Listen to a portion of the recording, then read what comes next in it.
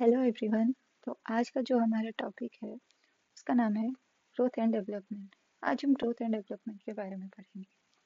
तो सबसे पहले हमारा पैटर्न जान लेते हैं, वही है। सबसे पहले इंट्रोडक्शन लिखेंगे, उसके बाद मेन कंटेंट लिखेंगे एंड देन उसके बाद लास्ट में कंक्लूजन लिखेंगे। अगर ये 16 मार्क्स का क्वेश्चन होता है तब आपने ऐसा लिखना है। वैसे जनरली ये क्वेश्चन जो है वो 2 मार्क्स का आता है। अगर 2 मार्क्स का क्वेश्चन होता है तो आपने सीधा ही लिखना स्टार्ट कर देना है। No introduction, no main content and no conclusion. Yep, let's start. So सबसे पहले हम इंट्रोडक्शन लिखेंगे अगर हम 16 मार्क्स में लिखते हैं। तो चलिए शुरू करते हैं। Introduction. Growth and development are the most important concepts in educational psychology. Growth और development बहुत important concepts हैं education psychology में. They explain the physical and psychological changes that takes place in an individual from birth to maturity. ये physical और psychological changes जो होते हैं कि किसी व्यक्ति में बर्थ से लेकर मैच्योरिटी उसको बताते हैं। A teacher must understand these concepts to plan teaching according to the age, needs and ability of learners. Teacher को इन कॉन्सेप्ट्स के बारे में समझ होनी चाहिए ताकि वो अपना जो टीचिंग प्लान है, लेसन प्लान है, उसको एज, नीड्स और एबिलिटी लर्नर की उसके अकॉर्डिंग बना सके। तो let's start with meaning of growth. Growth होता क्या है? अब अपने हिसाब से समझो ग्रोथ क्या होता है। ग्रोथ जैसे कि हम समझते हैं एक physical increasing size, height, weight, structure of the body, इसको ग्रोथ बोलते हैं। ये क्वांटिटेटिव इन नेचर है, उसको मेजर किया जा सकता है। जैसे हाइट किसी की हो गई,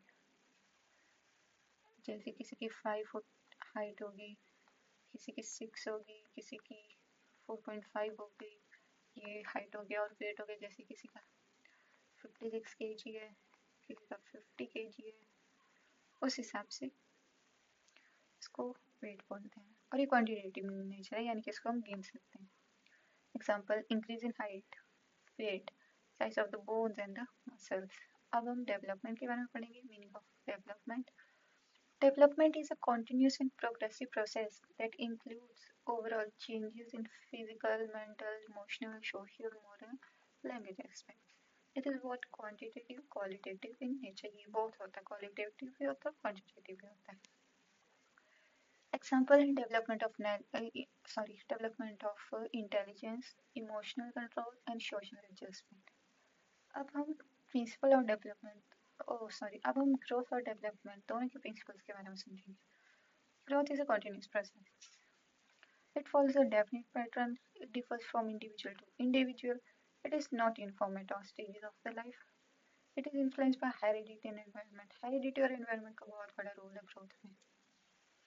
Growth has limitations and stops after a certain age. जबकि जो डेवलपमेंट है वो कंटिन्यूस होता है through out the life. It is gradual and ordinary.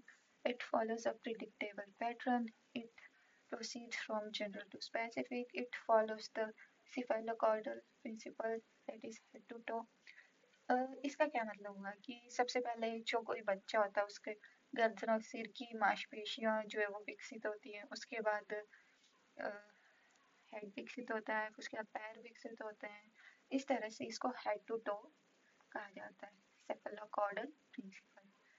And next is development follows the proximodistal principle, nearer to far. लेकिन इसमें क्या होता क्या है proximodistal principle में? इसमें होता है जैसे कि शरीर का विकास मध्य भाग से शुरू होता है और डिफरेंट लिम्स के अकॉर्डिंग जाता है, यानी कि अंगों की ओर बढ़ता है। शिशु अपनी उंगलियों और हाथों में सूक्ष्म शारीरिक कौशल में महारत हासिल करने से पहले अपने सिर और कंधों पर नियंत्रण प्राप्त कर लेते हैं। इसको बोलते हैं proximodistal principle. Development shows individual differences. It is influenced by heredity, environment and learning. 3 aspects के ऊपर इन्फ्लुएंस होता है। अब आप इसके बीच में डिफरेंस भी लिख सकते हैं। जो क्वेश्चन था वो तो जनरली डिफरेंस पे ही आता है। ग्रोथ और डेवलपमेंट के ऊपर डिफरेंस आ जाएगा 2 मार्क्स का। तो आप इसके प्रिंसिपल को भी लिख सकते हैं डिफरेंस में, इसके जितने भी पॉइंट्स आपको लगे। इसकी डेफिनेशंस भी लिख सकते हैं, इसके एग्जांपल्स भी लिख सकते हैं। तो हम थोड़े से इसका डिफरेंस के बारे में भी जान लेते हैं। Growth is related to physical increase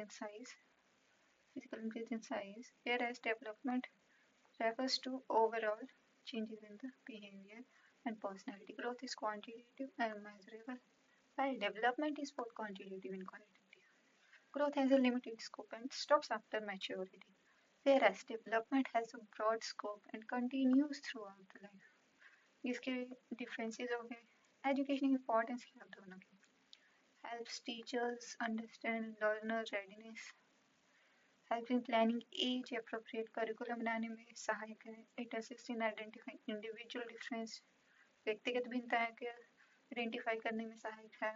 Guides the selection of teaching method, ये selection important है. Promotes all round development, that is holistic development जो हमने पिछली वीडियो में पढ़ा था. Holistic development, holistic development का मतलब होता है overall development. अब हम इसके conclusion की तरफ बढ़ते हैं. Growth and development are closely related processes. Growth provides the physical foundation, while development shapes the total personality of an individual. Understanding these concepts help teachers make teaching effective and learner-centered. That's all. तो आज हमने growth और development के बारे में पढ़ा. ये तो एक सिंपल सा टॉपिक है, इसके बारे में तो जितनी आपको समझ है उस हिसाब से भी आप लिख सकते हैं. तो आप कमेंट कर सकते हैं कि आपको नेक्स्ट वीडियो किस टॉपिक पे चाहिए.